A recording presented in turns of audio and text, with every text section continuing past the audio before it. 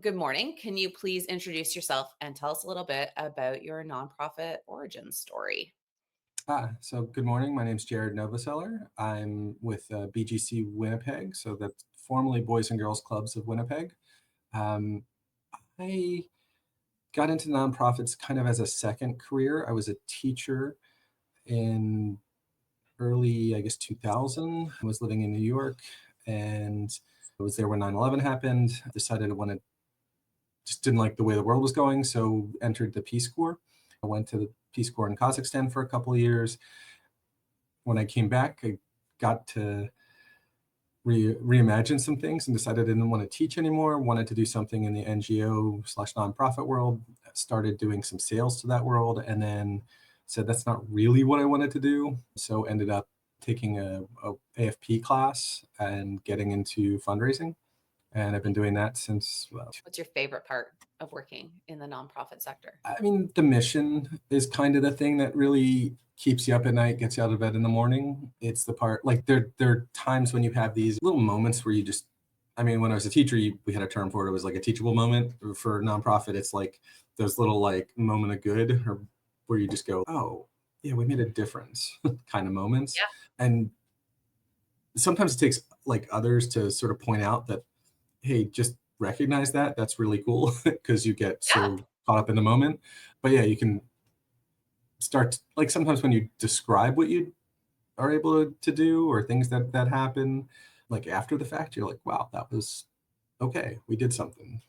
Yeah. So I do think nonprofit, and this is a huge generalization, but I found it to be quite true, particularly with your Hive chats, is that celebrating the wins is a challenge within teams because the work feels like it's never quite done. You've never served quite enough people. You haven't gotten far enough, raised enough money. The goal always seems somehow out of reach, so it feels like it's hard to go, "Oh, this was a concrete win," when yeah, the goal is still over here, right? But I think those smaller celebrated wins are so important to keep us motivated and not let the overwhelm drown us in it. yeah. I mean, I think so. There's some. I look back at some of the things over what's been more than a decade long career, and there are moments I'm like, oh wow, we did that, and it's really celebrating others, like the stuff that other people have worked with, that they've done, that really, like, that's the happy place. When you have lots of these conversations, you start to get a sense for what you're trying to problem solve for the sector. So I kind of came into the sector from being in like a vendor role where it was like problem solving for people in it. So I think that's kind of where some of the that empathy towards people in our work, like knowing that sometimes you get tasked things and it's just, we need to do this, roll up your sleeves, try to figure out how to do this. Don't know how we do this because we had an electronic system. It was like it was going to be able to pull data from a CRM. So then it was like an add-on. So you had to interface between, I'm not a developer, but between developers who speak one way and designers who speak another way and fundraisers who speak a third way entirely. And then you're trying to do this in service of donors who have other ideas in mind. I've worked with burnout compassion fatigue consultant, worked with a Salesforce for nonprofits partner, a marketing and fundraising agency. And it was part of all of those experiences talking to people in the sector who very much felt like they were almost embarrassed of the challenge that they were dealing with, regardless of where I worked. And they felt very isolated. And that was part of the inspiration for the Nonprofit Hive because it didn't seem to matter what kind of organization I was working with at the time. The conversations with people in the sector was frequently like, "Oh, I don't know anybody else dealing with this challenge, but I had talked to 10 people today that had been dealing with that exact same challenge." There's no opportunity for them to connect with each other and realize a lot of the challenges across this sector are very similar, but the isolation is so extreme that outside of your own organization, maybe within your own city, somebody else who's doing something similar, but you definitely probably don't know somebody on the other side of your own country who's doing it. And you pretty confidently, you probably don't know anybody if you're a Canadian in the US who has a similar job to you. It hasn't been baked into nonprofit culture, I don't think, to go back to that networking component as often, but it's something that, like you noted, when you're in sales or marketing or whatever, you're talking to people all the time. You're always looking to expand. What do opportunities look like? What do connections look like? Most of the sector is. two-person development development Yeah, groups, no, for sure. right? And those people need it too. It's not isolated to only senior leadership that needs those opportunities. And yeah, I mean, it's one of those things where I think we're really good in the sector about rising to challenges and dealing with constraints. What's the expression? Pressure makes diamonds. Like it does. It also pulverizes rock into grind makes sand. And it's not always diamonds. When it's Yeah. diamonds, it's amazing. But yeah, a lot of times it's really how do you make something in those challenging times with very little by way of resources. Well, you're seeking other resources. You're cutting ever more. You're scrimping and saving, and sometimes that works and sometimes that doesn't, and sometimes it looks like you're not run or something if because you can't solve name the challenge like poverty or cancer. But there are things that are hard. Like these aren't easy things, they're all complex. They move it. I had a great colleague who said, how was it, relationships move at the speed of or community moves at the speed of relationships. You can't accelerate it to the pace you want to. You have to move together Yeah. as community to make things happen. And in the sector, I mean, I distinctly remember like coming in and like even things like going on a donor visit and you'd ask, can I shadow you? Or someone, if you're new to the organization, can you? And people didn't want to do that because there's like, they didn't want to, I don't know, just worry the donor or make someone feel uncomfortable. So, or it's my donor, there was that kind of holding on to rather than it's like the organizational relationship. So coming from a Peace Corps background, a lot of it was having a mindset of, and even the sales background, like it was like more of a business to business kind of thing in a way, like where it's the relationship isn't me to the donor so much as it's the donor to the organization and me as part of that. But it's not like that. There used to be a lot of like my feeling like Yeah. my donor, my relationship. And you'd want to make that more robust for the donor. I think you want to make it so that they know that there's more to us than just, you give because Jared or you give because Tasha, like that kind of Yeah. thing does exist, but you really want to work to expand out that relationship. But to do that, you have to be giving of yourself in a way to say, yeah, here's how I do this thing, or here's a trick you might try, or here's where I failed. Yeah. Here's where this didn't work, and not just celebrate those wins, but you learn from the journey as well. So that's something that's really was because I came in sideways to it and knew how much turnover there was. Like I'd see some toxic kind of places in early places I worked where it was like, oh, okay, we're not where you'd see like a note in a CRM of if you want to, or before reaching out, talk to LM or whatever. You're like, you knew there's a story, you had to talk to someone and you had to find out. And they didn't want to put it in there. And you're trying to reach out to people that you're supposed to reach out to, but then there's all kinds of, I don't know, cloak and dagger espionage, weird stuff that happens with relationships. And you're like, what gives? Yeah, and that kind of factors into one of my questions was, how does peer support factor into your current work, into your success in your nonprofit work? Peer support's really important. I mean, I think the kind of not only the mentoring thing, but you get what you give sometimes too. So Yep. you have to be open with other people and do check-ins and see how your peers are doing. And we're always learning. And like for me, coming out of some of those bigger federated places or in early days, like the role of being a convener was really important. So if you're at a United Way kind of charity or a Jewish Foundation, like our federation, where you're a federated charity and like you support 100 different agencies, like having that role of like bringing organizations together is important. And the same kind of rolls down to the peer side, like where it's when you come with those types of hats, like you sometimes will have assets that can be shared and can do a lot more good if they're widely available and dispersed. Like not everyone should have to reinvent a service for an area, but sometimes like you need lots of like more options or you're looking for a good fit. So like I used to say with schools, like there's no perfect school. When you look for one, you're just You're not going to find a perfect school, but you're looking for the right fit for your kid. That's a really good example of what I feel like a lot of nonprofit work is. There's a million ways to fundraise, and lots of people have found success with all of them, but you're trying to find the one that works with your mission, with your team, with the skill Yeah. sets your team potentially has, because what worked for one person isn't necessarily going to work for you. But when we talk to other people about it, we can kind of, once we kind of understand why they maybe set up some of it this way, why they did it this way, we can find our similarities, and we can also find the differences to go, this is clearly going to be a little bit different because we don't run X, Y, and Z in this fashion. But I think we sometimes need that inspiration to know when somebody has found success a certain way and see whether is it something that we could adopt in our work. Yeah. And a lot of times it's like grants, for instance, they might have real strict parameters on what they are looking to fund. So you start to go, we could get this funding if can we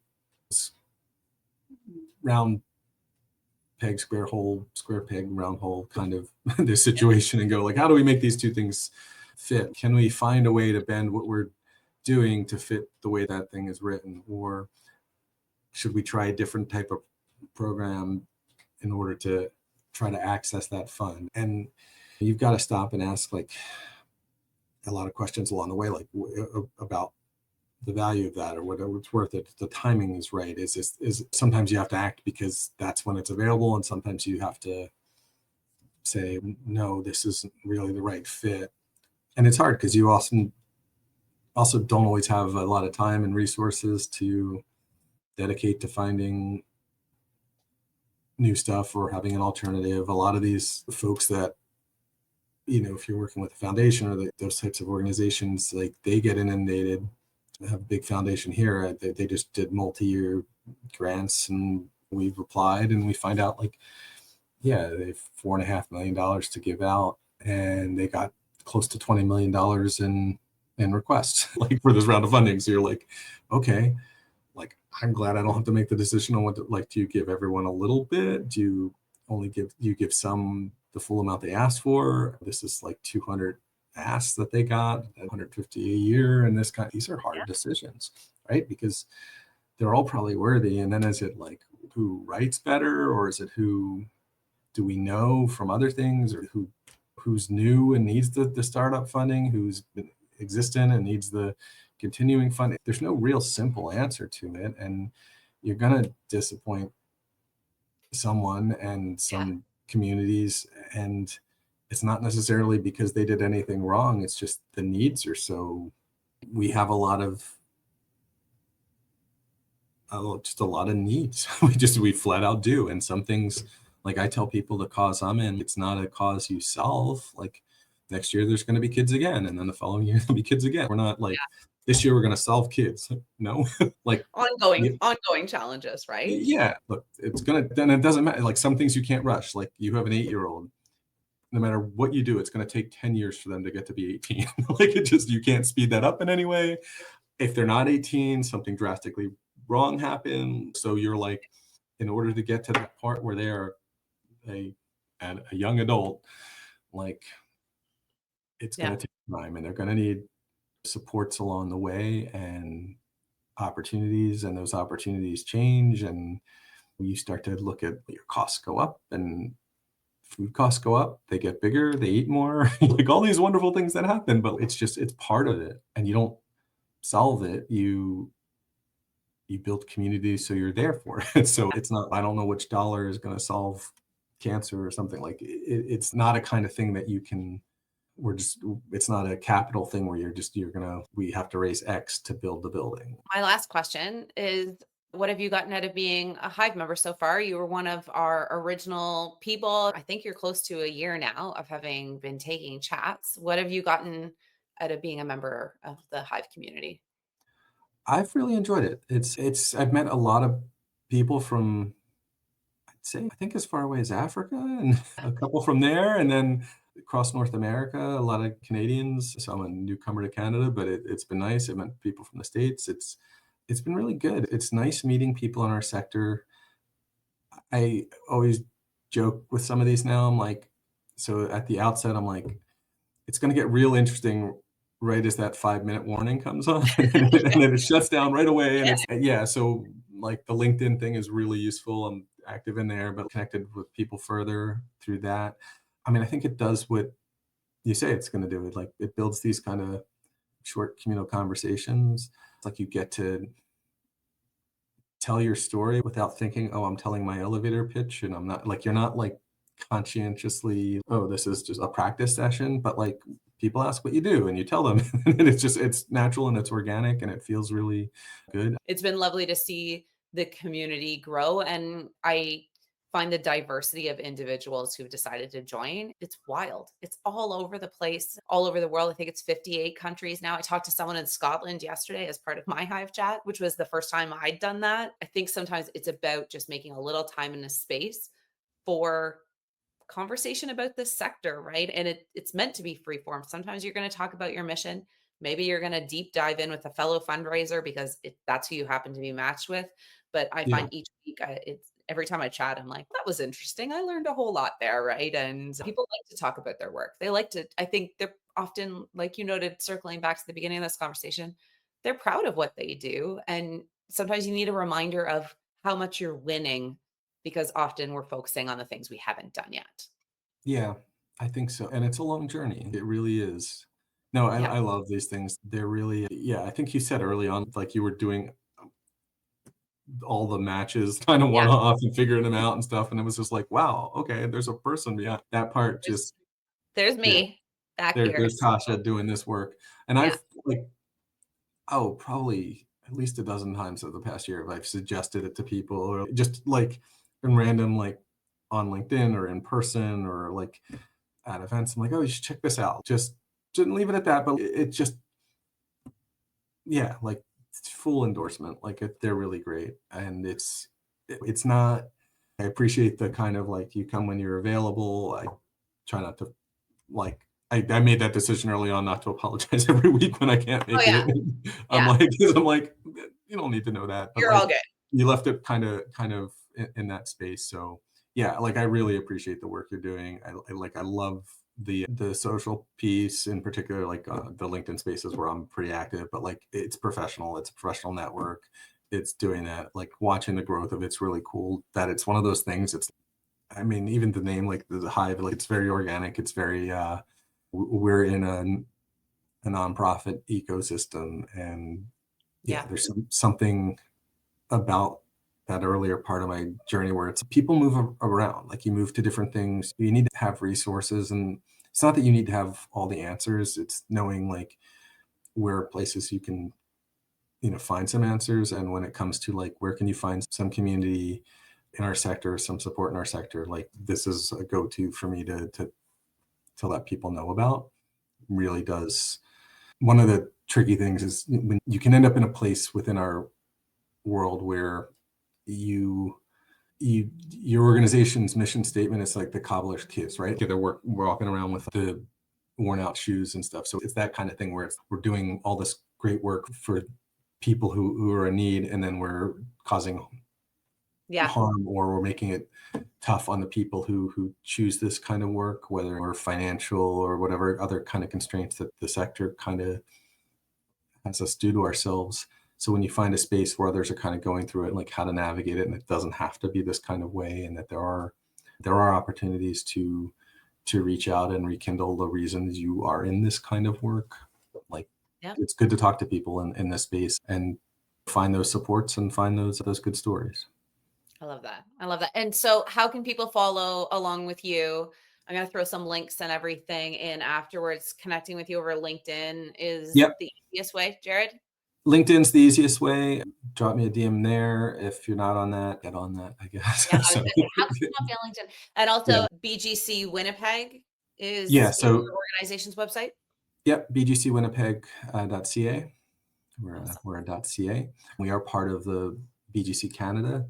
And I should just say a couple words on that. So we changed from boys and girls clubs before I started, but probably about four years ago. We still say formally because we had a really well-known brand, and then for lots of good reasons said we should be BGC rather than boys and girls clubs.